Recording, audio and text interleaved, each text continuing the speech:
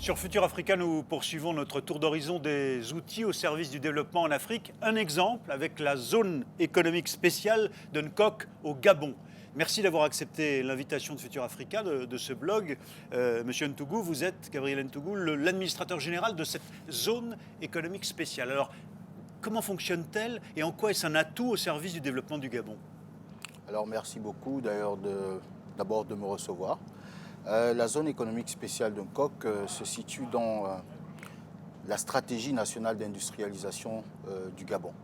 Alors ça fait partie des projets qui visent à diversifier et industrialiser l'économie gabonaise. Ne pas rester juste sur la rente pétrolière. Exactement, c'est-à-dire une économie extractive que nous avons toujours fait, basée sur le pétrole. Or, le Gabon regorge de plusieurs ressources naturelles. À côté du pétrole, nous avons du fer, nous avons du bois, nous avons du manganèse et bien d'autres ressources. Alors, dans la vision du gouvernement, qui est de développer l'industrie au Gabon, alors la zone économique spéciale a été créée dans le cadre d'un partenariat. Un partenariat entre l'État gabonais et le groupe Olam International. Mais en quoi est-ce un outil concrètement? Qu'est-ce que ça change? Parce qu'en fait, premier aspect, vous aidez à vous faciliter les démarches des entreprises pour pouvoir s'implanter et développer leur activité. Exactement. Le but, c'est d'attirer les investisseurs, leur offrir un cadre propice pour le développement de leurs activités, d'abord dans un premier temps, et du côté de l'État gabonais, nous bénéficions par plus d'exportation, la création de plusieurs emplois au niveau du pays. Quand on est une entreprise et qu'on veut se développer, qu'on est candidat à un développement, à une installation dans la zone économique spéciale, quel avantage trouve-t-on à cet endroit? Alors, le dispositif incitatif au niveau de la zone économique spéciale de Nkok est assez attractif. Les opérateurs qui souhaitent s'y installer bénéficient de 10 ans d'exonération de droits de douane pour importer les équipements liés à la réalisation de leur investissement. Ils bénéficient de 10 ans d'exonération d'impôts sur les sociétés. À partir de la 11e année, ils commencent à payer un taux relativement bas. Ils bénéficient de la possibilité de transférer leurs capitaux de leur pays ou d'autres pays au Gabon, selon leur choix. Et à côté de ça, ils bénéficient aussi de la mise en place d'un guichet unique, c'est-à-dire l'ensemble des administrations qui sont liées à la vie de l'entreprise. Donc création sont présentes sur place dans un bâtiment. Toutes les administrations sont là. On compte 16 administrations.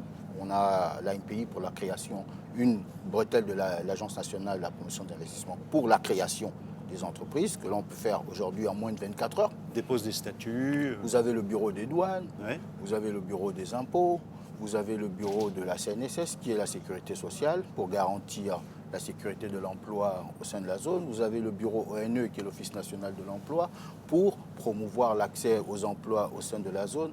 Vous avez les bureaux forêt, industrie du bois, pour suivre les activités liées au bois. Car notamment, la zone de Nkok est dédiée à 80% de l'exploitation, de la transformation du bois. Nous avons aussi des entreprises dans la sidérurgie qui font le recyclage de rebuts ferreux pour fabriquer des barres de fer pour la construction. Alors, partenariat avec l'ensemble des pouvoirs publics qui se mettent au service de l'efficacité de l'entreprise en quelque sorte, mais partenariat aussi avec des grands opérateurs privés, Olam par exemple. Oui, et c'est d'ailleurs l'une des raisons du choix d'Olam par les autorités publiques du Gabon. C'est son large réseau dans le monde, car Olam est très connu dans le monde dans le domaine de l'agro-industrie. Oui. Donc ça, c'est un partenariat fort pour le développement de la zone économique. Exactement. Mais à côté de la zone économique, il y a d'autres projets qui sont développés dans le cadre de ce partenariat avec Olam. Il y a le programme Graines aujourd'hui qui est destiné au développement des activités agricoles dans le pays, des plantations aujourd'hui, de palmiers à l'huile, des VA aussi, et puis d'autres cultures vivrières. Il y a aussi un projet de construction qui est déjà en cours, qui est quasiment réalisé à 70%, un port minéralier. Car au niveau de la zone de Nkok, vous avez des avantages logistiques pour les opérateurs économiques. Il y a le chemin de fer qui passe de la zone, donc qui permet de transporter la ressource de la forêt, notamment le bois, de la forêt jusqu'à un parc qui est installé au sein de la zone ou plus loin vers le port pour l'exportation.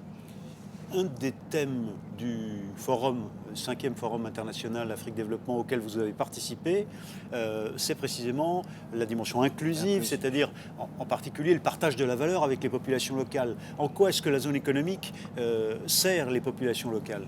D'abord, la zone économique se situe en périphérie de la ville. Donc c'est à 27 km du centre-ville, proche d'une région qu'on appelle Ntoum, et qui connaît aussi une forte population, jeune notamment. Que vous essayez d'impliquer dans le développement de la zone? Pas que nous essayons, mais qui sont déjà impliqués. Oui. Parce que dans le cadre du projet de la zone de Nkok, dans son comité de pilotage, il y a une représentativité qui est réservée au conseil départemental, aux associations qui vivent tout autour de la zone. Et aujourd'hui, la zone embauche des nationaux à plus de 70%. Et parmi ceux-là, c'est beaucoup plus les populations jeunes environnantes. Merci. En conclusion, je dirais, s'il y avait un message à retenir de l'intérêt que vous avez trouvé à venir présenter cette zone économique au forum à Casablanca, c'est quoi? C'est-à-dire que l'enjeu pour vous de participer à un forum comme celui-là? Le principal enjeu, c'est que le Gabon, aujourd'hui, a une volonté manifeste de transformer son économie, de s'industrialiser. Et d'ailleurs, par l'impulsion du président de la République, le gouvernement s'attelle davantage à mettre en place un cadre pour attirer les investisseurs. Donc c'est d'abord ça, attirer les investisseurs, mais c'est aussi montrer un modèle de PPP, un modèle de développement inclusif qui prend en compte les communautés aux alentours du projet pour le bien-être du grand nombre. Merci d'avoir accepté l'invitation de Futur Africa. C'est moi qui vous remercie.